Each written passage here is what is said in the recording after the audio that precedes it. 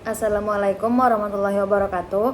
Pada video kali ini saya akan mereview kondisi kelas berdasarkan hasil pengamatan yang telah saya lakukan yang berada di SDN 004 Makmur Sejahtera kelas 2A yang dikaitkan dengan mata kuliah manajemen kelas. Nah, berdasarkan video yang saya dapat atau yang saya amati, susunan tempat duduk di kelas ini menggunakan pola berpasangan atau yang biasa disebut dengan double setting, yaitu di mana satu meja itu ditempatkan untuk 2 orang siswa. Jadi dalam kajian manajemen kelas itu, susunan ini termasuk ke dalam formasi klasikal berpasangan yang umumnya digunakan terutama pada sekolah dasar maupun sekolah menengah atas. Nah, jika kita lihat dari sisi kelebihan itu, susunan tempat dengan model berpasangan tadi memiliki beberapa manfaat. Pertama, pola ini tuh memudahkan siswa untuk berinteraksi secara langsung dengan teman sebangkunya. Nah, jadi hal ini tuh sangat mendukung pembelajaran yang melibatkan diskusi kecil atau kerjasama antar 2 orang. Nah, yang kedua, siswa itu menjadi lebih aktif karena ada komunikasi yang terjalin selama proses pembelajaran dengan teman sebangkunya tadi. Jadi kalau sebangku gitu, kalau ada mata pelajaran yang kurang paham, dia bisa tanya temannya dulu gitu. Jadi ada komunikasi yang terjalin, jadi dia lebih nyaman gitu.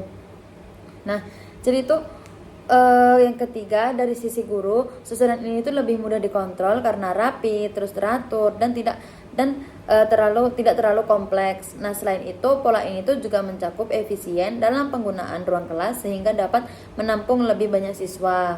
Nah, namun di balik kelebihannya tadi pasti ada kekurangan kan?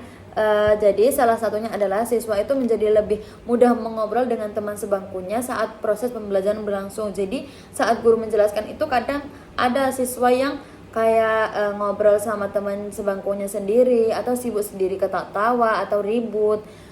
Jadi dapat mengganggu konsentrasi pelajar lainnya. Selain itu, susunan ini tuh lebih kurang efektif jika digunakan untuk pembelajaran yang membutuhkan interaksi kelompok besar. Nah, seperti diskusi kelompok atau kerja tim. Nah, kekurangan lainnya adalah siswa yang duduk di bagian belakang itu kadang tuh kayak nggak nampak saat guru menjelaskan di papan tulis. Jadi dia duduk paling belakang karena yang depannya ketutupan sama teman-teman yang di depannya, jadi dia nggak tahu apa yang guru dijelasin di papan tulis. Nah, selanjutnya jika dilihat dari kondisi fisik kelas, secara umum kelas ini tuh sudah mencakup kategori yang sangat baik atau cukup baik. Jadi kelas maksudnya itu kelas tuh udah terlihat bersih, terus tertata rapi, terus menunjukkan adanya pengelolaan kelas yang cukup baik dari segi kebersihan dan kerapian. Selain itu, terdapat jendela dan ventilasi yang memungkinkan masuknya cahaya alami dan sirkulasi udara yang baik sehingga membuat suasana belajar itu jadi lebih nyaman gitu. Nah, dinding kelas juga dihias dengan beberapa gambar yang dapat memberikan suasana kelas lebih hidup dan menarik bagi siswa. Namun masih terdapat beberapa kekurangan dari segi fasilitas. Misalnya tuh di video tadi yang saya lihat tadi, yang saya dapat tadi, itu tuh nggak nampak adanya jam dinding yang terdapat di dalam kelas. Jadi fungsinya jam itu sebenarnya cukup penting untuk membantu guru dan siswa itu mengatur waktu selama proses pembelajaran berlangsung. Jadi kayak tahu udah ini waktunya udah mulai belajar, ini waktunya udah siap gitu. Jadi kalau nggak ada jam dinding itu kan kayak murid juga nggak tahu waktunya udah siap atau belum gitu. Nah, selain itu media pembelajaran seperti poster edukatif atau alat peraga tuh masih terlihat kurang gitu. Jadi kan kalau ada poster terus ada alat peraga, jadi kan itu kan memudahkan proses pembelajaran, terus memudahkan siswa itu lebih nangkep pembelajarannya gitu kan. Padahal itulah hal tersebut itu dapat membantu meningkatkan pemahaman siswa terhadap materi.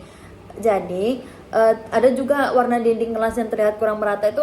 Jadi kalau dilihat dengan mata kita tuh kayak visualnya tuh kurang menarik gitu. Nah, jadi berdasarkan hasil pengamatan tersebut, saya itu memiliki beberapa saran.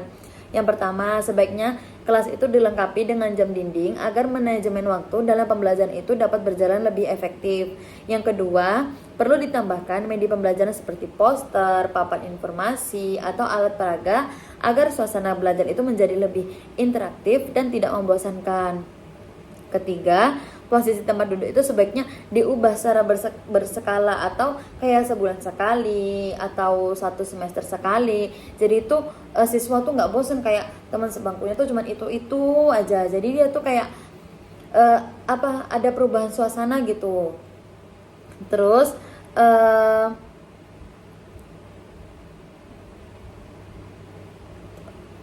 sebagai penutup, dapat disimpulkan bahwa kondisi kelas itu sudah cukup baik dan kondusif untuk kegiatan pembelajaran. Namun, masih diperlukan beberapa perbaikan dan inovasi dalam pengelolaan kelas agar proses pembelajaran itu dapat berjalan lebih optimal, efektif, dan menyenangkan.